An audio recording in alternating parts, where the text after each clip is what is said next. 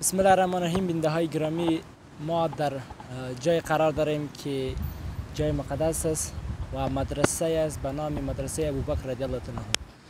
در پهلوی ما محتمم مدرسه یاد مدرسه ابوبکر رضی الله عنه مولوی صاحب مجیب رحمان حقانی است.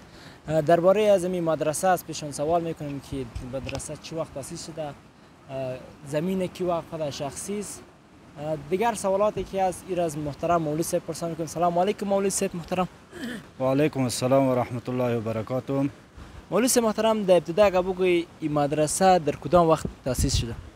در 1400 هجری شمسی. هجری شمسی، یعنی 2 سال پیش. 2 سال پیش تأسیسی از این مدرسه شده به نام حضرت ابوبکر صدیق رضی الله تعالی عنه. در این مدرسه چقدر شاگردان هستند درس میخوان؟ 3.5 شاگرد ذکور است و تقریبا 80 نفر دیگر طبقه اوناس است. ماشاءالله. در کدام بخش‌های درس می حفظ قرآن است؟ در کدام بخش‌ها؟ این حفظ قرآن هم است، ناظره هم است و یک شعبه تجوید است و دیگه یک شعبه کتاب‌ها خوانده میشه. در اینجا که این شاگردها است، این مربوط به این منطقه میشه یعنی از دیگه منطقه همه؟ اکثریت از این منطقه خود ما باز یک اندازه بعضش دیگه از اماکن مختلف دیگه هم است. یا از اماکن مختلف که ما اینجا لیله داره یعنی یا پس میرن روزانه میرن؟ لیله داریم. لیله داره. از طرف شب به امرو برای از اونها یک 70 نفر لیله داره. باز امکانات به این لیله که از این قره برابر میشه. بیخی از این طرف از این قوم مفلس برای از اونها همکاری میکنن و زمینه همین خوراکر همین قوم برشان مساعد کرده و میکنن. این یک سوال دیگه که امی زمین کی است؟ امی زمینی که اینجا مدرسه جوستی، این زمین شخصی بود وقف شده یعنی از طرف دولت بود؟ نه، زمین شخصی بود. تقریبا از 5 نفر همین زمینی است که وقف لله به خاطر رضای خدا تعالی را وقف کرده است. مدرسه کی است؟ مربوط دولت میشه شخصی؟ این مربوط شخصی، این مدرسه شخصی است و با همکاری از این قوم به امروز این همکاری میکنه.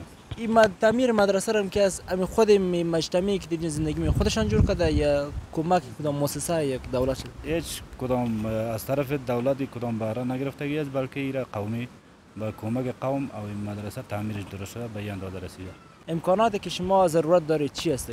ضرورت خود زیادتر از فعلا خود تقریبا اندازه از این تعمیر از این یک 80% چه شده، یک 20% دیگهش باقی مانده حساب تعمیراتش. او حساب کتاب و دیگه چیزاش که است و 50 در 50 دیگه کمبود داره.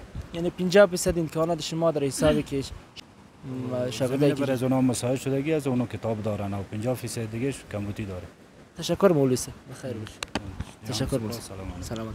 دوستان عزیز، ما از مولوی صاحب محترم درباره مدرسه حضرت ابوبکر رضی الله عنه پرسان کردیم. شما تصویر می‌بینید می مدرسه که زمین وقف شده 80% کارش توسط از می مردمی که مربوط نیل خان می شود.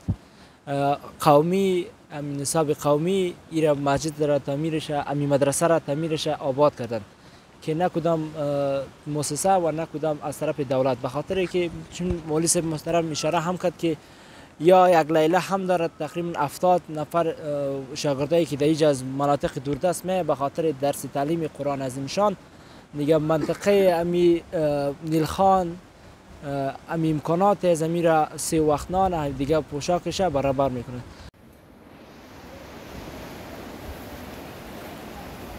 برای یکی از بزرگان قوم صحبت میکنم. سلام علیکم. میشه اگه خداوند معرفی کنید. و علیکم السلام. بسم الله الرحمن الرحیم. حاجی هستم، حاجی محمد علی از قرین الخان. از این دوران جوانی، از این دوران جهاد اگه ایسه ما قصه کنید. دوران جهاد کو ما کو بچه خیل بین دو وقت جهاد کو اول در کنر شروع شد. ما خورد بودیم بیخی. همینجا مردم فرارغان جمع شد، یک بیرق بسته کرد، شروع شد از همینجا جهاد. یعنی دوم جهاد اینجا شد. دوم جهاد از فرارغان شروع شد، از مردم غریب مستقل استادگری کرد ممرای اروسا. همین ولسوالی دولت‌شاه که میگن از این بالا اروسا رو دیگه نماندن. از همین شروع کرده رفتن زده تا علیشنگ. علیشنگ همونجا پایگاه بند شد دیگه. ولایت لغمان بند شد. آخر خدا تباه برباد کرد، خودش رفت. بیننده های گرامی، شما تصویر می‌بینید. تا پایان برنامه ما را همراهی کنید.